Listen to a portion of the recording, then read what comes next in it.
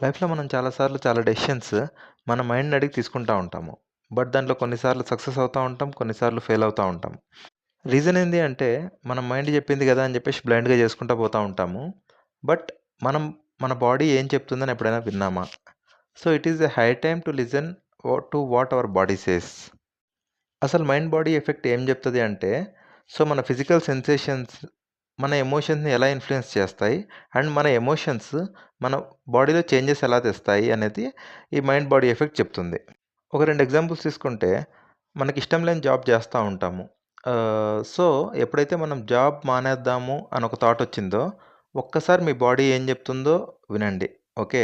Like stomach pain రావడం కానీ, లేదు హెడేక్ రావడం కానీ. సో, నీ మైండ్‌లో జాబ్ మానేద్దామని ఉన్నా కూడా, నీ బాడీ వద్దు, ఇప్పుడే వద్దు అని చెప్పేసి ఒక హింట్ ఇస్తా ఉంది. లేదా ఇంకో ఎగ్జాంపుల్ తీసుకుందాం. మనం పొద్దున్నే లేసి వాకింగ్‌కెళ్దామనో, జాగింగ్‌కి వెళ్దామనో, లేదంటే జిమ్‌కెళ్దామనో చాలా సార్లు అనుకోని ట్రై చేసి ఫెయిల్ అయితా ఉంటాం కదా! సో, మనం ఏమనుకుంటాం మన మైండ్ మన కంట్రోల్‌లో లేదు అనుకుంటాం.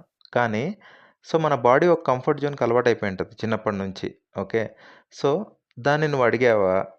లైక్ సో, అందుకే చాలా టైం పడతది. బాడీ అడ్జస్ట్ అవ్వడానికి.